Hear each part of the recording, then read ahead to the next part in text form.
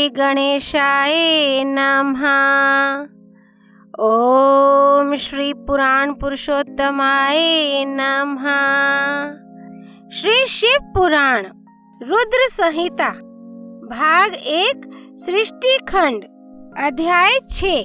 महाप्रलय काल में केवल सद्ब्रह्म की सत्ता का प्रतिपादन, उस निर्गुण निराकार ब्रह्म से ईश्वर मूर्ति सदाशिव का प्राकट्य, सदाशिव द्वारा स्वरूप भूता शक्ति अंबिका का प्रकटीकरण, उन दोनों के द्वारा उत्तम क्षेत्र काशी या आनंदवन का प्रादुर्भाव, शिव के वामांग से परम पुरुष विष्णु का आविर्भाव तथा उनके सकाश से प्राकृत तत्वों की कर्मशः उत्पत्ति का वर्णन।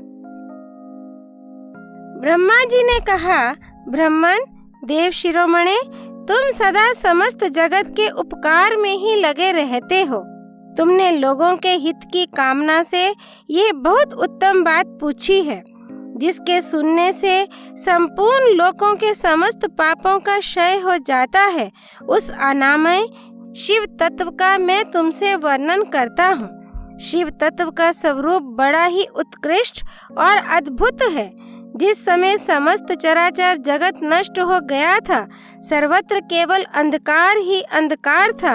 न सूर्य दिखाई देते थे, न चंद्रमा, अन्य ग्रहों और नक्षत्रों का भी पता नहीं था। न दिन होता था न रात।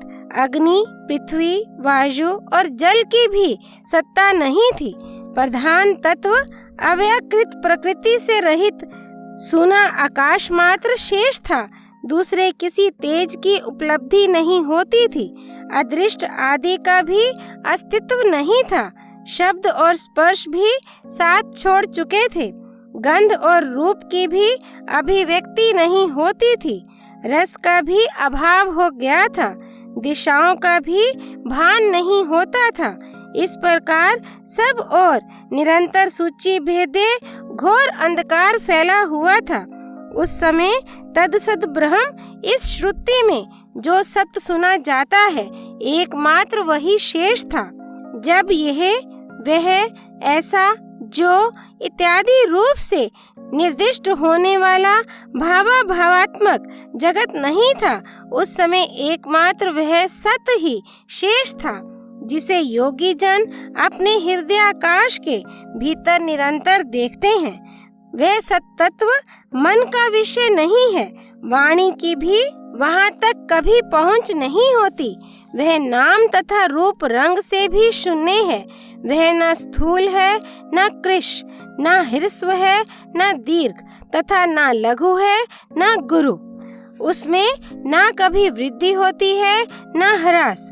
श्रुति भी उसके विषय में चकित भाव से है इतना ही कहती है, अर्थात उसकी सत्ता मात्र का ही निरूपण कर पाती है। उसका कोई विशेष विवरण देने में असमर्थ हो जाती है।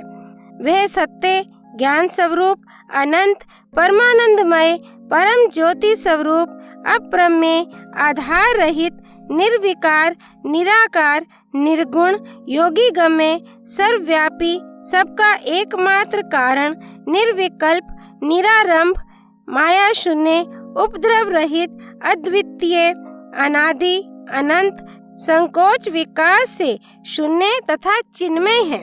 जिस पर ब्रह्म के विषय में ज्ञान और अज्ञान से पूर्ण उक्तियों द्वारा इस प्रकार ऊपर बताए अनुसार विकल्प किए जाते हैं, उसने कुछ काल के बाद सृष्टि का समय आने पर द्वितीय की इच्छा प्रकट की।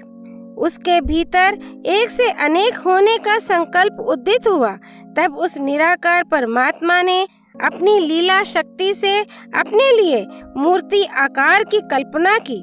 वह मूर्ति संपूर्ण ऐश्वर्य गुणों से संपन्न, सर्व ज्ञानमयी, शुभ स्वरूपा, सर्वव्यापिनी, सर्वरूपा, सर्वदर्शिनी, सर्वकारिणी, सबकी एकमात्र वंदनीय, सर्वाध्या, सब कुछ देने वाली और संपूर्ण संस्कृतियों का केंद्र थी। उस शुद्ध रूपिणी ईश्वर मूर्ति की कल्पना करके वह अद्वितीय, अनादि, अनंत, सर्वप्रकाशक, चिन्मय, सर्वव्यापी और अविनाशी परब्रह्म अंतर्हित हो गया। जो मूर्ति रहित परम ब्रह्म है उसी की मूर्ति चिन्मय आकार भगवान सदा शिव है।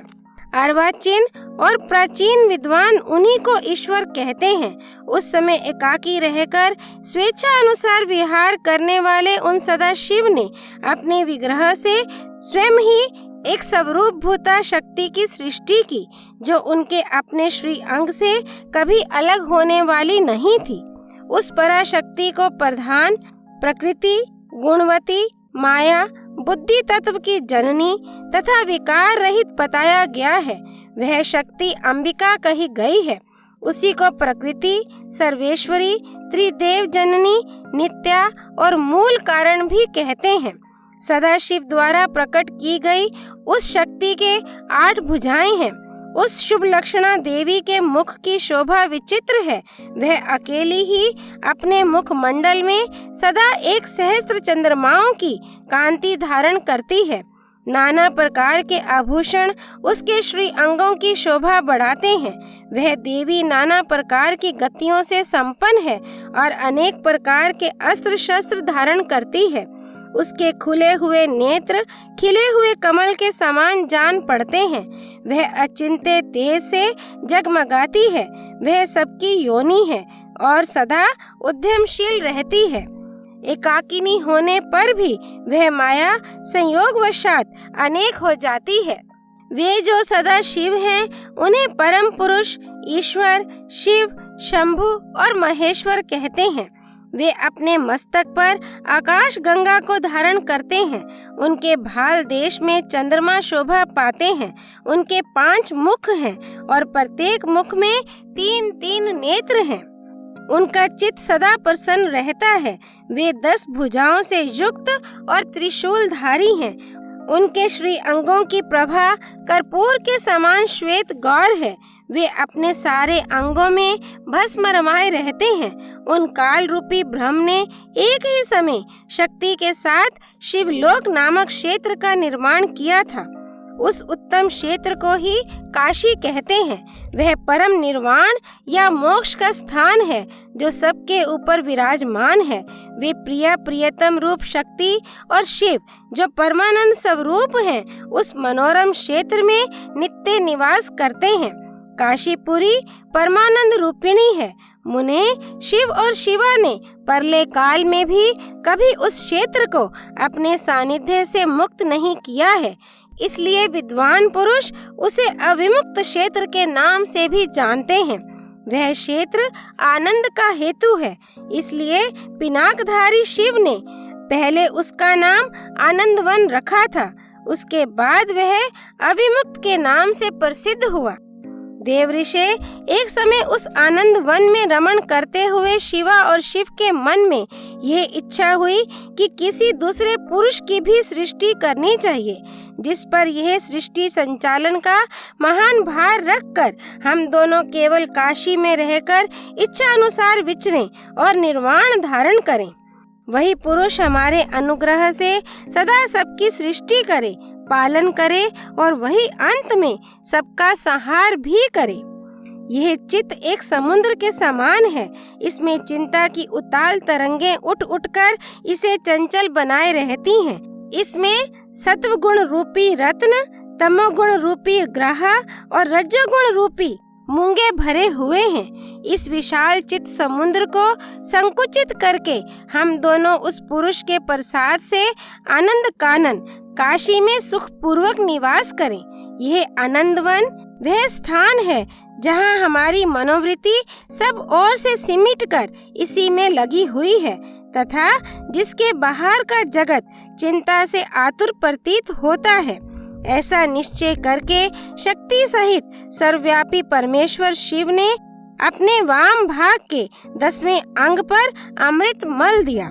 फिर तो वहां से एक पुरुष प्रकट हुआ जो तीनों लोकों में सबसे अधिक सुंदर था। वह शांत था, उसमें सत्व गुण की अधिकता थी तथा वह गंभीरता का अथाह सागर था। मुने, क्षमा नामक गुण से युक्त उस पुरुष के लिए ढूंढने पर भी कहीं कोई उपमा नहीं मिलती थी। उसकी कांति इंद्रनील मणि के समान श्याम थी। उसके अंग अंग से दिव्य शोभा छिटक रही थी और नेत्र प्रफुल्ल कमल के समान शोभा पा रहे थे। श्री अंगों पर सुवर्ण की सी कांति वाले 2 सुंदर रेशमी पीताम्बर शोभा दे रहे थे। किसी से भी पराजित न होने वाला वह वीर पुरुष अपने प्रचंड भुज दंडों से सुशोभित हो रहा था। तदनंतर उस पुरुष ने परमेश्वर शिव को प्रणाम करके कहा, स्वामीन, मेरे नाम निश्चित कीजिए और काम बताइए। उस पुरुष की यह बात सुनकर महेश्वर भगवान शंकर हंसते हुए मेघ के समान गंभीर वाणी में उससे बोले। शिव ने कहा, वत्स, व्यापक होने के कारण तुम्हारा विष्णु नाम विख्यात हुआ। इसके सिवा और भी बहुत से नाम होंगे जो भक्तों को सुख देने वाले होंगे। तुम सुस्थिर उत्तम तप करो, क्योंकि वही समस्त कार्यों का साधन है। ऐसा कहकर भगवान शिव ने श्वास मार्ग से श्री विष्णु को वेदों का ज्ञान प्रदान किया। तदनंतर अपनी महिमा से कभी च्युत न होने वाले श्री हरि भगवान शिव को प्रणाम करके बड़ी भारी तपस्या करने लगे और शक्ति सहित परमेश्वर शिव भी पार्षद गणों के साथ वहां से अदृश्य हो गए। भगवान विष्णु ने सुदीर्घ काल तक बड़ी कठोर तपस्या की। तपस्या के परिश्रम से युक्त भगवान विष्णु के अंगों से नाना प्रकार की जल धाराएं निकलने लगीं। ये सब भगवान शिव की माया से ही संभव हुआ। महामुने, उस जल से सारा सूना आकाश व्याप्त हो गया। वह ब्रह्म रूप जल अपने स्पर्श मात्र से सब पापों का नाश करने वाला सिद्ध हुआ। उस समय थके हुए परम पुरुष विष्णु ने स्वयं उस जल में शयन किया। वे दीर्घ काल तक बड़ी प्रसन्नता के साथ उसमें रहे। नार अर्थात जल में शयन करने के कारण ही उनका नारायण ये श्रुति सम्मत नाम प्रसिद्ध हुआ। उस समय उन परम पुरुष नारायण के सिवा दूसरी कोई प्राकृत वस्तु नहीं थी। उसके बाद ही उन महात्मा नारायण देव से यथा समय सभी तत्व प्रकट हुए। महामते, विद्वान, मैं उन तत्वों की उत्पत्ति का प्रकार बता रहा हूँ। सुनो। प्रकृति से महत्त्व प्रकट हुआ और महत्त्व से 3 गुण। इन गुणों के भेद से ही त्रिविध अहंकार की उत्पत्ति हुई। अहंकार से 5 तन मात्राएं हुई और उन तन मात्राओं से 5 भूत प्रकट हुए। उसी समय ज्ञानेंद्रियों और कर्मेंद्रियों का भी प्रादुर्भाव हुआ। मुनि श्रेष्ठ, इस प्रकार मैंने तुम्हें तत्वों की संख्या बताई है। इनमें से पुरुष को छोड़कर शेष सारे तत्व प्रकृति से प्रकट हुए हैं, इसलिए सबके सब जड़ हैं। तत्वों की संख्या 24 है। उस समय एकाकार हुए 24 तत्वों को ग्रहण करके वे परम पुरुष नारायण भगवान शिव की इच्छा से ब्रह्म रूप जल में सो गए। अध्याय 6 संपूर्ण। भगवान शंकर प्रिया माँ शक्ति की जय। काशी धाम की जय। श्री विष्णु भगवान की जय। हर हर महादेव। श्री हरि अर्पणमस्तु।